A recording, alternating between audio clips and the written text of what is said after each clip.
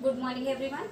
Today we shall be learning our topic importance of planning. In our last class we have discussed various functions of management, in which we have learned that there are in all 6 functions of management, that is first planning, organizing, staffing, directing, coordinating and controlling.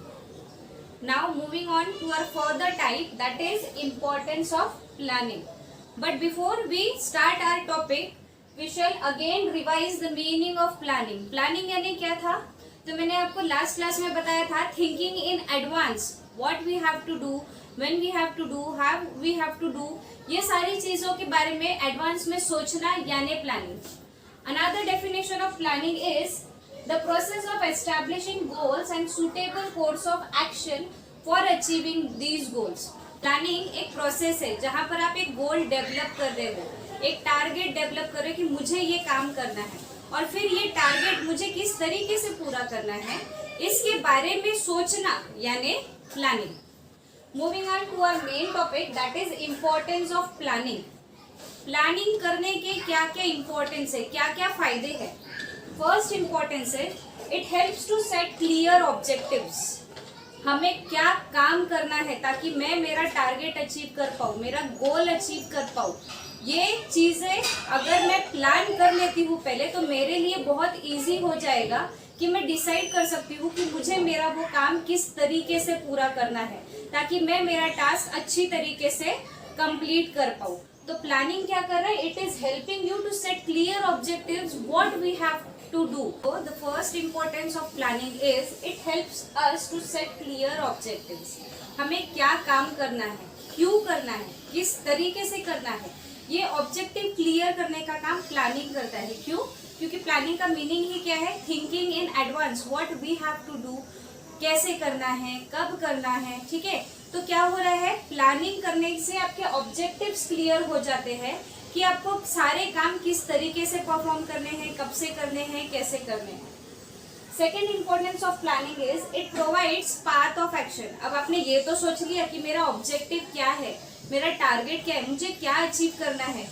इतना ही सोचना यानी planning नहीं, उसके आगे भी हमें सोचना पड़ेगा कि ये काम पूरा करने के लिए मुझे क्या क्या चीजें करनी पड़ेगी, मुझे कैसी एक्शंस लेनी पड़ेगी. इसका मतलब है प्लानिंग आपको क्या कर रहा है? It is guiding you to choose a correct path. बहुत सारे ऑप्शंस होंगे एक काम पूरा करने के लिए, पर उन सारे ऑप्शंस में से मेरे लिए सुटेबल एक्शन कौन सी है, ये एक्शन को चूज करना भी प्लानिंग का एक हिस्सा है. Third importance is planning improves performance. अगर हमने कोई काम पूरा करने की प्लानिंग कर रखी है, पहले से ही सब कुछ सोच रखा है, तो क्या होगा? आपका परफॉर्मेंस अच्छा जाएगा, आप अच्छा परफॉर्म कर पाओगे, आपका टास्क अच्छी तरीके से कंप्लीट हो पाएगा. अगर हमने कोई काम करना है और हमने उस बारे में सोचा ही नहीं, हम सोच रहे हैं कर लेंगे, देख लेंगे कैसे करना है, तो क्या है? आपको एक पाथ जो है वो क्लियर नहीं है, आपको डायरेक्शन नहीं है प्रॉपर कि मुझे कौन सा काम पहले करना है. बट अगर आपने प्लानिंग कर रखी है तो इसका मतलब क्या है कि आपको कौन सी एक्शन कब करनी है ये भी आपने सोच रखा है. तो what is planning doing? Planning is improving your performance because you have chosen a correct path of action. Then fourth importance of planning is it minimizes the risk. अब रिस्क कैसे कम हो सकता है अगर हमने प्लानिंग कर रखी है? तो अगर आपने प्लानिंग की है तो आपने सारी चीजों के बारे में सोच रखा है. इसका मतलब सिर्फ काम कैसे करना है, कब करना है नहीं, ये काम करते वक्त अगर कोई प्रॉब्लम हुई तो उस प्रॉब्लम का हम सोल्यूशन कैसे निकालेंगे, या कोई हमारे सामने सिचुएशन आ गई, उस सिचुएशन से हमको कैसे डील करना है, ये चीजें भी आप सोच के रख रहे हो जब आप प्लान कर रहे हो. तो क्या कर रहा है? Planning is minimising the risk which can happen in future course of action. Next importance is it helps in decision making. Planning का मीनिंग ही क्या है? Thinking in advance, what you have to do, when you have to do, how you have to perform that task. So what you are doing, आपके पास बहुत सारे alternatives है, उसमें से क्या करना है आपने डिसीजन लिया. ठीक है, कब करना है आपने डिसीजन लिया, कैसे करना है, बहुत सारे तरीके वो काम करने के, पर करना कैसे है आपने उसका डिसीजन लिया. तो किसी भी टाइप का डिसीजन लेने में आपको प्लानिंग हेल्प करती है. Next function is planning leads to optimum utilisation of resources. Optimum utilisation of resources का मतलब क्या होता है, जो भी रिसोर्सेज आपके पास है उसको मैक्सिमम लेवल पर यूज करना, यानी ऑप्टिमम यूटिलाइजेशन ऑफ रिसोर्सेज। मतलब पैसा है तो कम पैसे में ज्यादा से ज्यादा काम कैसे हो सकता है, रिसोर्सेज है तो कम रिसोर्सेज में ज्यादा से ज्यादा काम कैसे हो सकता है, मैन पावर है तो कम समय में मैं मेरे एम्प्लॉय से ज्यादा काम कैसे करवा कर निकाल सकती हूँ।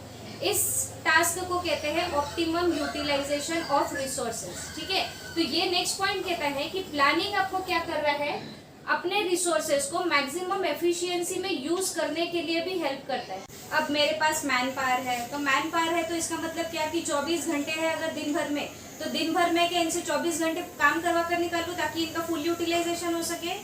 Answer is no. मैं क्या कोशिश करूंगी कि मेरे पास मैन पावर है तो कम समय में मैं इनसे ज्यादा कैसे काम करवा कर निकाल सकूं। तो मुझे वैसे इनको मेथड्स देने पड़ेंगे कि मेरे एम्प्लॉयज जल्दी से ज्यादा काम परफॉर्म कर सके। ठीक है, इसे कहते हैं मैक्सिमम यूटिलाइजेशन ऑफ रिसोर्सेज। यानी मैं क्या डिसाइड कर रही हूँ कि मुझे मेरा पैसा कैसे खर्च करना है, मुझे मेरे एम्प्लॉय से कैसे काम करवा लेना है ताकि मैं उनका मैक्सिमम यूटिलाइजेशन कर सकूं। ये भी क्या हुआ, again I am thinking, again I am planning. तो इसीलिए इंपॉर्टेंस ऑफ प्लानिंग क्या कहता है कि it helps us in maximum utilisation of resources. Then next importance is it promotes innovative ideas. What you are doing in planning, you are thinking in advance. आप advance में सोच रहे हो कि हमें क्या करना है, कैसे करना है। तो जब आप सोच रहे हो तो क्या होगा, हमारे दिमाग में नई नई आइडियाज आएगी, यार ऐसा करना चाहिए, ऐसे कर सकते हैं, ये करना चाहिए, वो करना चाहिए। तो क्या हो रहा है, प्लानिंग आपको हेल्प कर रहा है न्यू आइडियाज जनरेट करने में। तो planning is helping you to create new ideas, to have innovative ideas कि हम नया क्या कर सकते हैं। Next, useful in setting standard for controlling. ठीक है, कंट्रोल करना यानी चेक करना कि काम ठीक से हो रहा है या नहीं हो रहा। तो ये कहता है कि प्लानिंग क्या करता है, एक स्टैंडर्ड सेट करता है। अगर फॉर एग्जांपल मेरी मैरिज है, मेरी शादी है और मैं प्लान कर रही हूँ कि मुझे मेरी मैरिज सेरेमनी किस तरीके से चाहिए, तो मैंने क्या कर दिया, एक स्टैंडर्ड सेट कर दिया है कि मेरे शादी में ऐसी ऐसी चीजें होनी चाहिए। ठीक है, अब मैंने अगर सोच रखा है, मैंने स्टैंडर्ड सेट कर रखा है, तो मैं चेक भी तो करूंगी कि जो मैंने सोचा है काम उस तरीके से हो रहा है या नहीं हो रहा। ठीक है, तो क्या हुआ, सोचा था यानी मैंने प्लान किया था, और वो प्लान करने के कारण क्या हो रहा है, मैं एक स्टैंडर्ड सेट कर चुकी हूँ जहां वो काम ठीक से हो रहा है या नहीं, मैं ये चेक कर पा रही हूँ। Next is it facilitates other management functions. हमने लास्ट क्लास में देखा था प्लानिंग के अलावा और भी 5 फंक्शंस ऑफ मैनेजमेंट है, पर मैंने आपको कहा था ये एक साइकिल है।